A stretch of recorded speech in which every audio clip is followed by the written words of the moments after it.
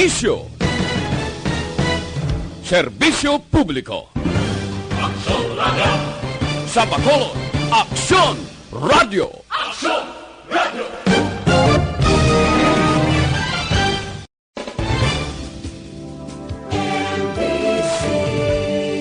Manila Broadcasting Company.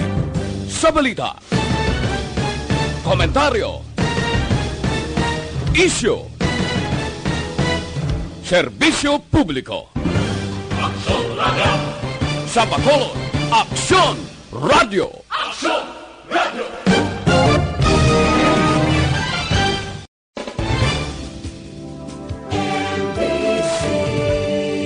Manila Broadcasting Company.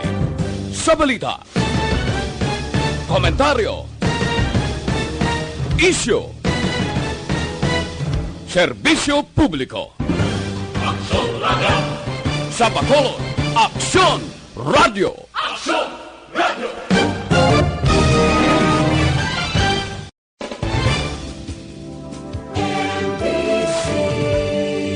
Manila Broadcasting Company.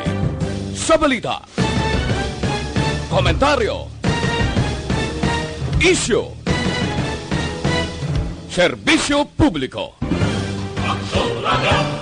Sa Bacolod, Aksyon Radio! Aksyon Radio!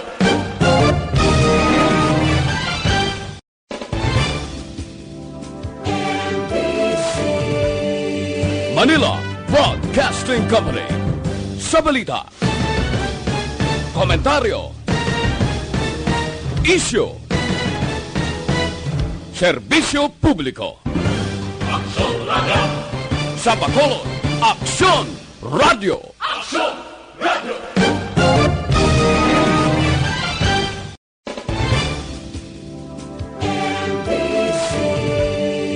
Manila Broadcasting Company. Sa balita, komentaryo, isyu,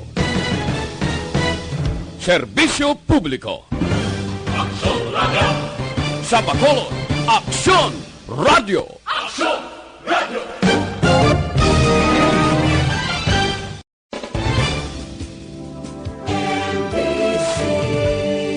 Manila Broadcasting Company. Sa balita, komentaryo, isyu, serbisyo publiko. Aksyon Radio! Sa Bacolod, Aksyon Radio! Aksyon Radio!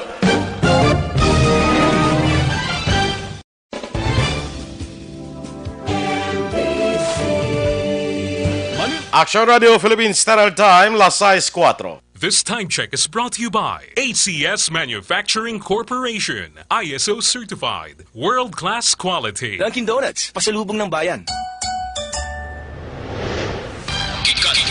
Gikan sa News Center sa Aksyon Radio. Aksyon Radio.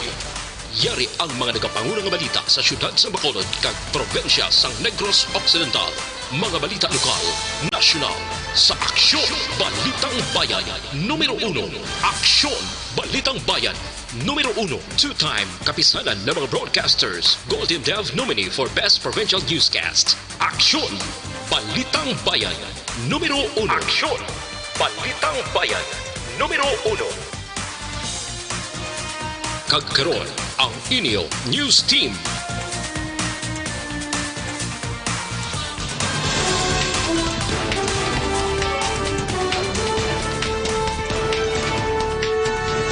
Sa ato nagapanguna nga mga pagulong dinalan sa mga balita lokal, safety sa kabataan kag manunudlo dapat nga unalang taon sa DepEd sa pagbukas ng klase sa Agosto 24.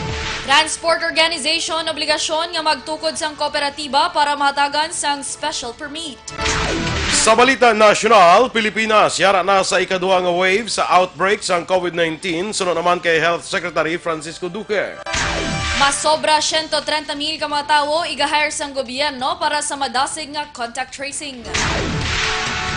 Maayong aga Bacolod, maayong aga Bilogabahin sang Western Visayas. Karon nga adlaw Huwebes, Mayo 21, 2020. Ang inyong news team, Aksyon Eden Aboso. kag Aksyon Boy Duran, ang mga balita lokal pagkatapos lamang sa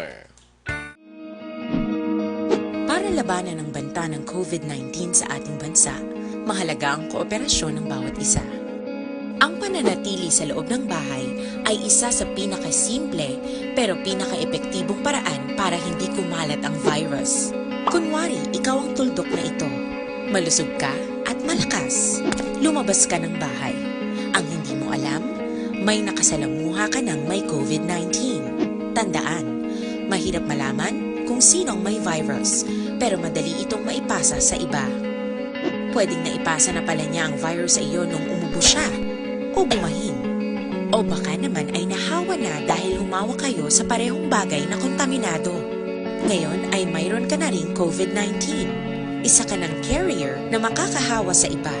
Dahil maaaring ilang araw pa bago lumitaw ang sintomas na ubo, sipon, hirap sa paghinga at lagnat.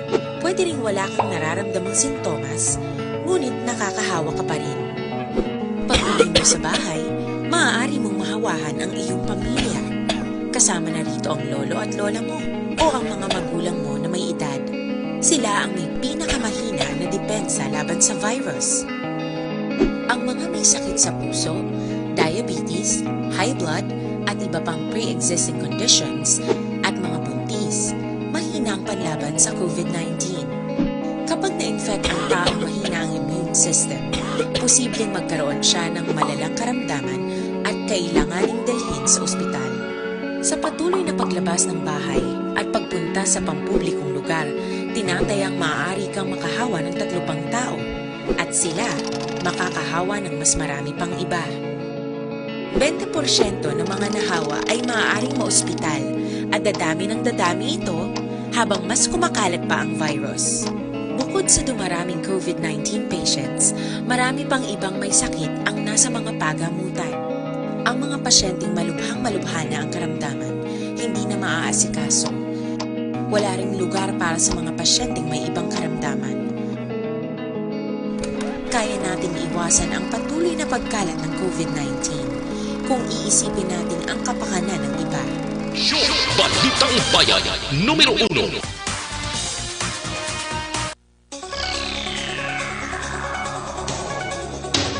Aksyon Radio Philippines Standard Time, las 6:08, sa detalye na sa aton mga balita lokal. Ginaduso karon sa grupong Alliance of Concerned Teachers o ACT Philippines nga dapat tun-an ang may patuman nga guidelines may kangtanan sa pagbukas ng klase sa Agosto 24.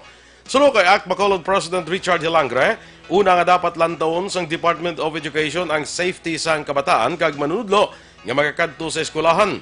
Duang pa ni Hilangre, may mga ginikanan nga nagpalambot sa ilang concern angot sa safety sang kabataan nga mo nagapanguna nga konsiderasyon sa karon.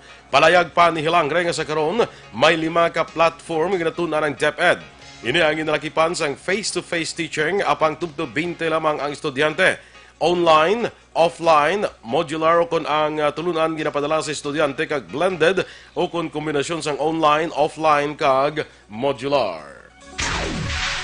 Ginklaro naman ni LTFRB Regional Director Richard Osmeña nga nagligad pa nga tuig ginabisuhan sang ila talatapan ang mga transport organization sa syudad sa Bacolod kag probinsya sa Negros Occidental angot sa memorandum circular nga ginpapanawag sang Department of Transportation.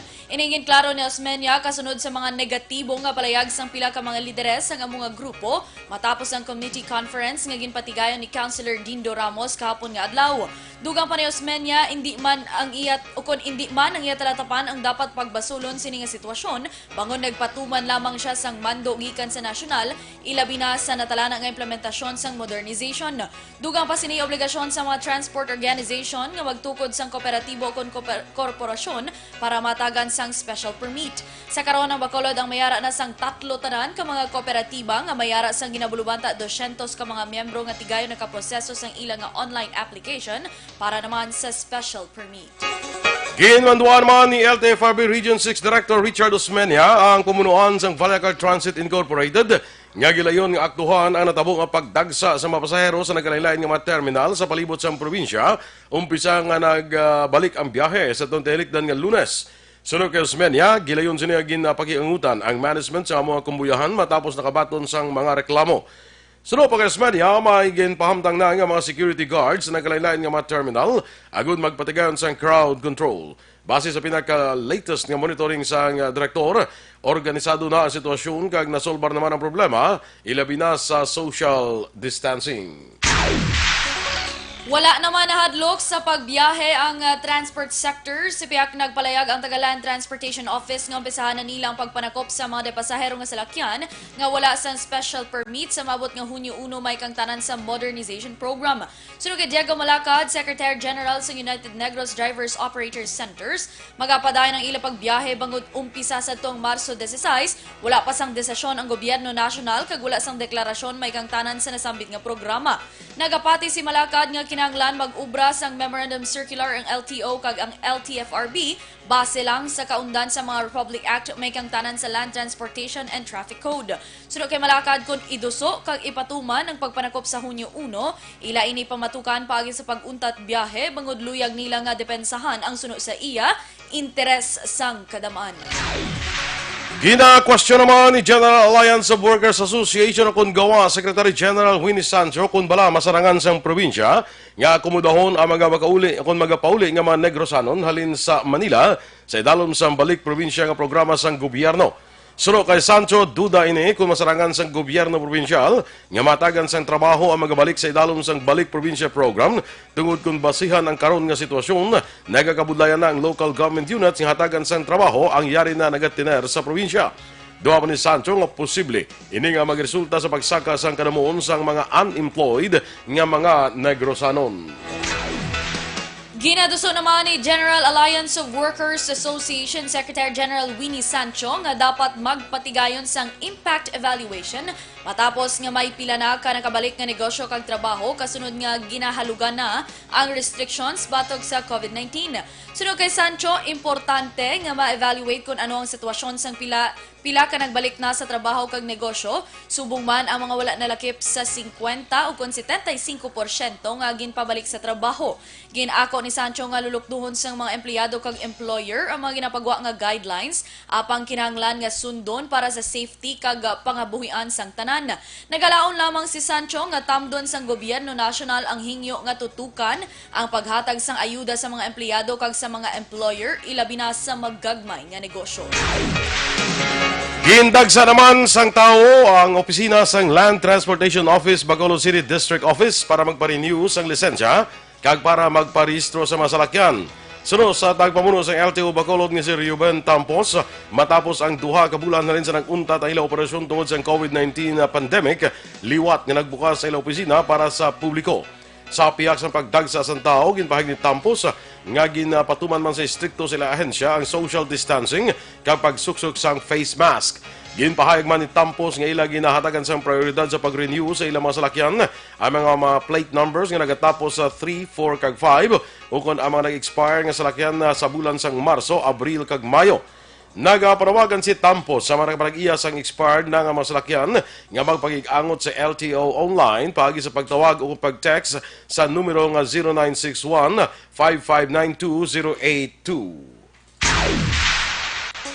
Sa iban pang balita lokal, nasapuan patay ang 55 anyos nga lalaki nga ginkilala kay Roberto Duay sa Hacienda Conchita 3, Barangay Paraiso, Syudad sang Sagay. Sa inisyal nga pagpangusisa ni Police Major Antonio Benitez, hepe sang Sagay City PNP, naglisensya ang biktima sa iya utod dagon mag-inom upod ng iyang mga barkada apang wala na nakapauli pa sa ila sini nga puloy-an.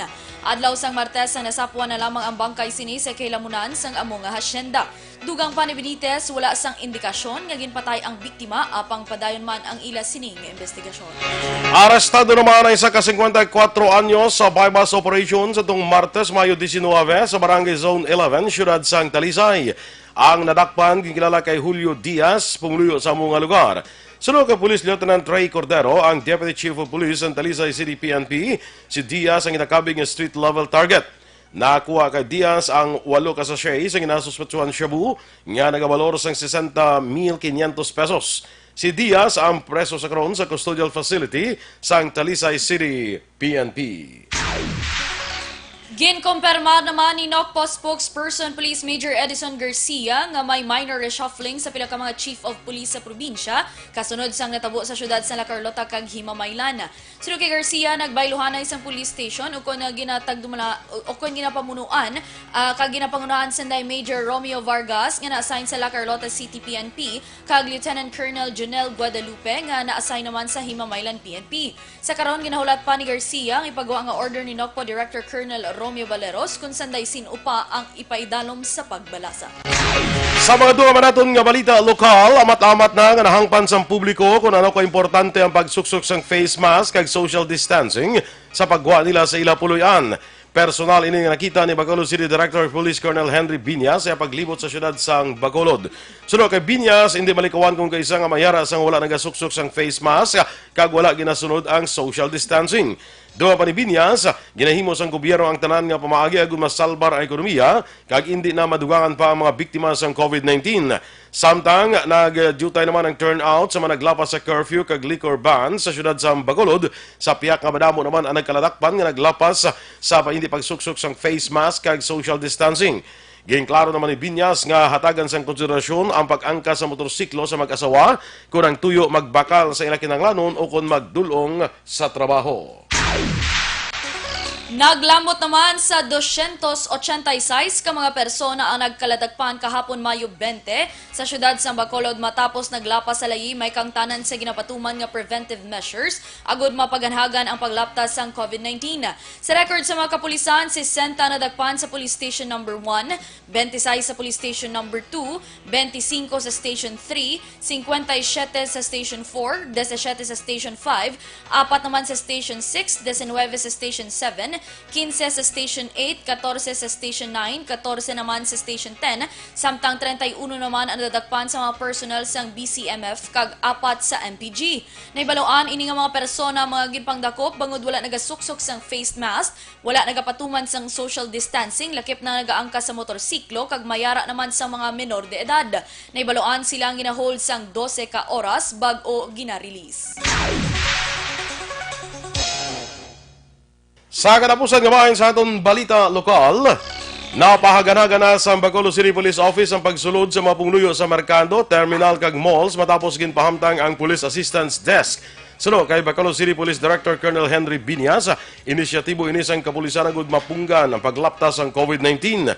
Duha pa ni Biñas, sinuman nga maglapas sa mapagsulundan sarang mapasakaan sang kaso kag mapreso. Mismo ang management sang terminal, malls kag security agency nagabulig sa pagpatuman sang social distancing kag pagsuksok sang face mask. Nagalaom si Biñas nga magakooperar ang publiko para sa safety sang tanan kag mahilway sa virus. Aksyon Radio Philippines Standard Time, las 6:18. Kag sa ato naman ni mga ka-aksyon nga nagapangita sang habon nga epektibo, garantisado kag wala sang preserbatibo, magamit na sang Dr. Alfred's Mangosteen Soap. Ang Dr. Alfred's Mangosteen Soap, original nga habon nga may mangosteen extract, natural, organic, antiviral kag antibacterial. Para sa mas epektibo nga paggamit, ipabilin sa tubtub 3 ka minuto sa imong nga lawas samtang padayon ang pagkuskos. Safe! Bangod wala inisang chemical component. Magluwas diri ang Dr. Alfred's Mangosteen Soap. Ang pwede man gamiton bilang feminine wash, shampoo, sa imo stubborn dandruff o kun kaspa, anti-pimple soap, kag anti-skin allergy. So sa aton mga ka-aksyon, magamit na sang Dr. Alfred's Mangosteen Soap, ang habon nga original. Kag sa ato naman nga mga ka-aksyon nga mga nagapangapibla, ang aton ginarekomendar sa inyo ining black coffee. Kakon black coffee, ang Dr. Alfred's Black Coffee with no sugar aton nga ginarekomendar sa inyo. Amo na ni siya ang nagaisanon nga black coffee nga may mangosteen, nga may ara iya duga nga mangosteen para pagid sa aton ika ayong lawas. Ang Dr. Alfred's Black Coffee with no sugar nagabulig ni panubo sa aton sining risgo nga matapikan sang Parkinson's kag Alzheimer's disease. Maayo pa ni sa aton nga atay, nami man ni sa aton nga tinae, nangitatinluan ang aton nga tinae para nga likaw kita sa colon cancer. Ang Dr. Alfred's Black Coffee with no sugar nagabulig pa panubo sa aton sining timbang o kung nagabulig sa aton weight loss. nagabulig pa nga mapalayo kita sa balatian nga diabetes. So, mag Dr. Alfred sa Pure Mangosteen Capsule and Tea. Ako na mag Dr. Alfred sa Black Coffee with no sugar with mangosteen ka na. Kaysa Dr. Alfred sa Black Coffee with no sugar, may kape ka na, healthy ka pa.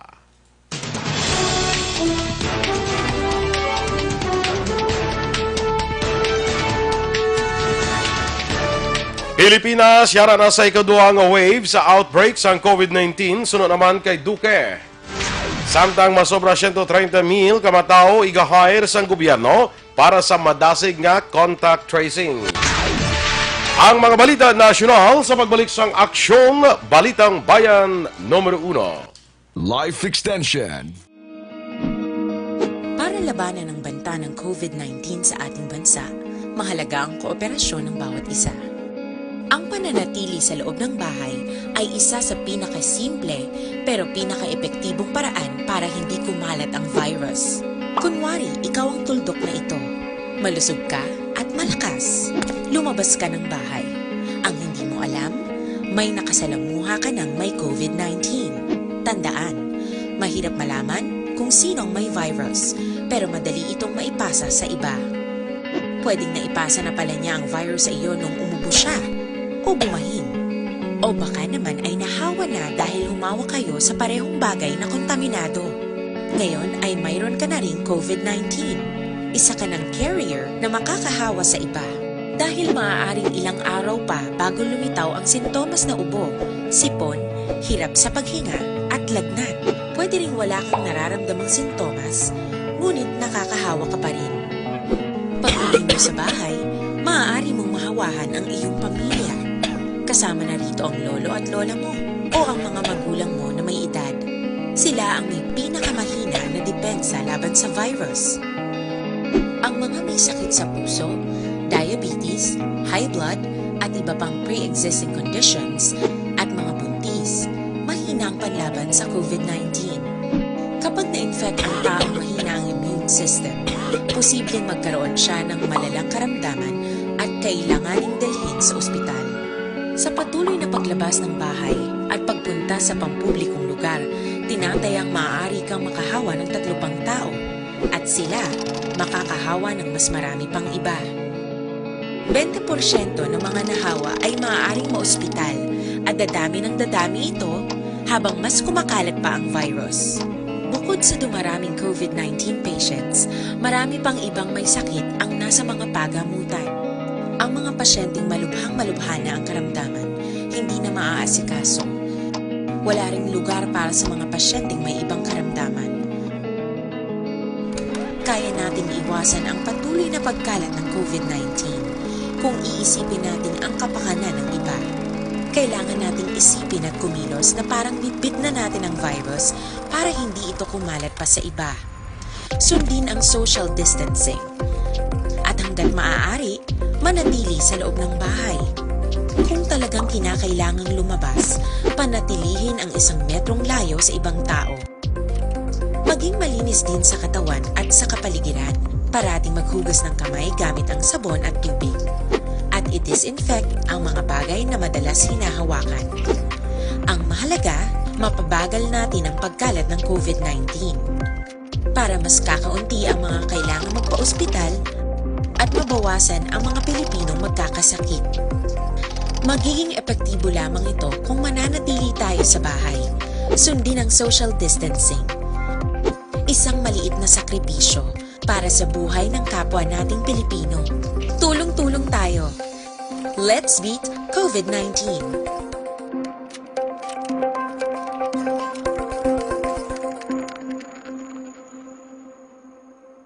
Aksyon, Balitang Bayan, Numero 1. Aksyon Radio Philippine Standard Time, las 6:25. Detalye na sa aton mga balita nasyonal. Ginpahayag ni Health Secretary Francisco Duque III ng Pilipinas, yara na sa ikaduha nga wave sa outbreak sa COVID-19. Suno kay Duque, ang first wave nag-umpisa sa tumbulan sa Enero nga may 3 ka Chinese nationals halin sa Wuhan nga nagpositibo sa virus. Wala naman ginklaro ni Duque kung saan nag-umpisa ang second wave, kag ano ang parameters agud mahibaluan ang timeline. Apang ini ang natabo antes makumpirmar ang pagsaka sa kaso ng virus sa Pilipinas, kag ang pagsaka sa kaso wala nagaundat. Una nagpaantam si Duque nga ang third wave sang kaso mahimo matabo sa Metro Manila kung gulping ipaydalo minit sa General Community Quarantine. Sang nagligad nga Sabado, ang NCR nga iban pang inakabig nga at-risk nga probinsya ang nagpaydalom sa Modified Enhanced Community Quarantine kag nagbukas ang pila ka negosyo agud makabawi ang ekonomiya. Sa karon ang syudad sa Cebu kag Mandaue ang nagpabilin sa istrikto nga lockdown. Wala naman nagapati si Executive Secretary Salvador Medialdea sa nangin pahayag ni Department of Health Secretary Francisco Duque III nga nagkaka-eksperyensya na sang Pilipinas ang second wave sang COVID-19.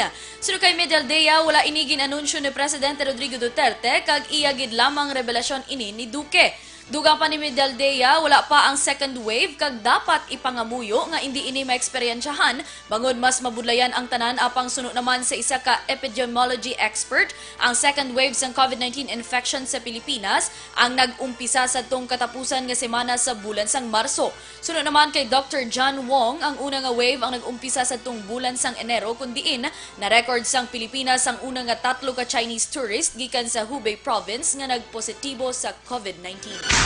Magakinahanglan ang pungsod sang 136,000 katao agud mapatuman ang madasig nga contact tracing.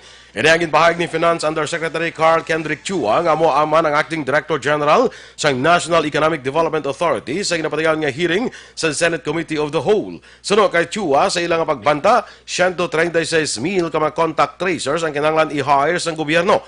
Ginpahayag naman ni Health Secretary Francisco Duque III nga mga kinahanglan sang 11.7 bilyon pesos nga pondo agud mapatuman ang marasig nga contact tracing.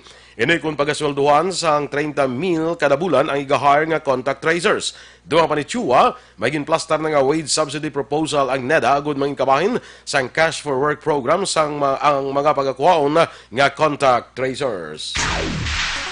Yara naman sa 24 ang panibago nga na report nga nagpositibo sa COVID-19 sa mga Pinoy abroad. Sa datos ng Department of Foreign Affairs tubtob Mayo 20, yara na sa 2,455 mga kumpirmado nga nagpositibo sa COVID-19 sa mga Pinoy gikan sa 46 ka pungsod kag rehiyon. Sa amo nga datos, 1,313 ang padayon nga ginabulong sa nagkalain-lain nga hospital. Nadugangan naman sang siyam ang naka-recover kag karon yara na sa 858 nga Pinoy abroad ang recoveries. Samtang 284 naman ang kadamuon sang Pinoy abroad nga napatay matapos nadugangan sang 4 ka panibag-o ka kaso. Yara naman sa 2,932 ang recoveries ng COVID-19 sa Pilipinas matapos nadugangan sang 89 ka mga naka-recover. Sa reports ng Department of Health, 279 ang panibago nga kaso nga na-record sa NCR nga may 150, 14 sa Region 7, kag 115 halin sa nagkalain-lain nga rehiyon sa pungsod. Ang Pilipinas mayara na sang 13,221 ka kabilugan nga kumpirmado nga kaso sang masakit. 5 na dugang sa napatay kang kabilugan yara na sa 842. Ginkumpirma naman sa Philippine Consul General to Chicago nga si Gina Hamoralin nga may 42 ka Filipino-Americans sa Midwestern United States ang nagpositibo sa COVID-19. Sa 42 ka kaso, 17 na ang napatay, lakip na ang health workers. Ang Midwest ginabugusan sa mga estado sang Illinois, Indiana, Iowa, Kansas, Michigan, Minnesota, Missouri, Nebraska, North Dakota, Ohio, South Dakota kag Wisconsin. Ang gobyerno sang Illinois ang nagpatuman sang statewide lockdown nga magalawig tubtob sa Mayo 30 matapos ang numero sa nagpositibo nga yara na sa 98,000. Ang estado nakarecord na sang malapit 4,400 ang napatay bangod sa virus.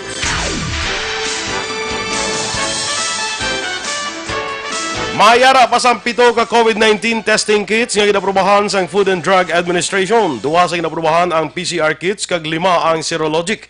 Sunod sa FDA, tubtob Mayo 19, mayara sang 93 ka COVID-19 test kits ang aprobado para sa commercial use. Mahimo makita na mga ginaprubahan nga test kits sa website sang FDA. Ginsulod sang otoridad ang isa ka tago nga hospital kag drugstore nga sekreto nga nagabulong sa mga Chinese national nga ginasuspetsuhan may COVID-19 sa sulod sang Fontana Leisure Park sa Clark Freeport Zone sa Pampanga. Ang pasilidad ang isa ka 7-bed makeshift hospital kag inaaligar 3 na kabulan nga naga-operate. Sunod sa Clark Development Corporation, ang operasyon ang ginpatigayon sa PBP, CIDG Region 3 kag FDA. Sunod sa CDC, ginkilalang ginaresto nga si Hulin, 45 ginaligar tag iya sang underground hospital kag si Lee Seung-hoon, 38 ginaligar isa ka pharmacist. Sunod kay Police Brigadier General Roderick Armamentom, isa ka lalaki nga Chinese national nga pasyente ang ginsaylo sa isa ka hospital. Dugang pa ni Armamentom ang mga nadagpa na mga nagapraktis ng medicine kag nagahatag sang bulong nga wala sang lisensya. Ginpaidalom sang kapulisan sa surveillance ang compound matapos nga nakabaton sang report nga may mga personas nga ginasuspetsahan COVID-19 ang ginabulong sa lugar. Magabulig naman ang Bureau of Immigration sa iban nga otoridad sa paglagas sa mga Chinese nationals na nagpabulong sa isa ka hindi otorisado nga ospital sa Pampanga. Sunod kay Justice Secretary Menardo Guevara, may nagmando na ini sa BI nga mapagiangot sa PNP kag sa LGU. Sunod kay Guevara, ang mga involbado nga persona ang pagdalon sa lehitimong ospital o quarantine facilities para sa insakto nga pagbulong samtang pasaka naman sang kaso ang mga persona sa likod sang illegal nga operasyon. Ang ospital nga ginraid sa otoridad ang wala sang permit to operate gikan sa gobyerno. Na-recover sa otoridad sa lugar ang pila ka mabulong nga wala na rehistro samtang 2 ka Chinese nationals ang nadakpan. Ginpahayag naman sang Clark Development Corporation, manabat man ang management sang Fontana Leisure Park sa dinadiskubrihan ang illegal nga pasilidad. Nagapreparar ang Bureau of Immigration sa implementasyon sang digitized arrival cards kag records para sa mas istrikto nga pagtutok sa mga pasahero tungod sa paandam sang COVID-19 pandemic. Ginanunsyo ini ni BI Commissioner Jaime Morente matapos ginpahayag ni Presidente Rodrigo Duterte sa Kongreso nga magalansar ang ahensya sang Advanced Passenger Processing kag Information System. Kalakip diring pag-usar sang digitized arrival cards kag boarding passes para sa international passengers nga magasulod kag pagwa sa mga ports sang pungsod. Sunod kay Morente, tuyo man sang bago nga protocols nga masunod ang social distancing para malikawan ang person-to-person contact sa tunga sang officers kag mga pasahero. Nagapakig-angot na ang BI sa mga airline company para sa sistema kag proseso sang nasambit nga inisyatibo. Aksyon Radio Philippines Standard Time, last size 32. Aksyon, bukod sa pag-take ninyo sa inyong mga food supplement, hindi magkalipat magtumarman sang CL-Pito-Pito. Ang CL-Pito-Pito ang may 26 mg sang vitamin C,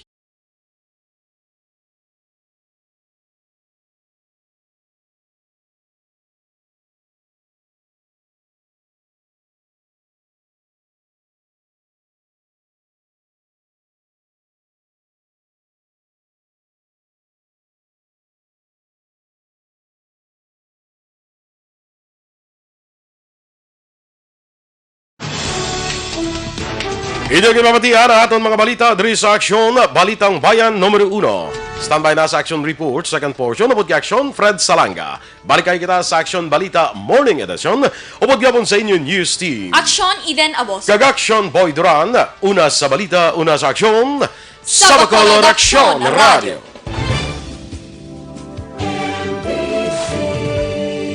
Manila Broadcasting Company. Sa balita.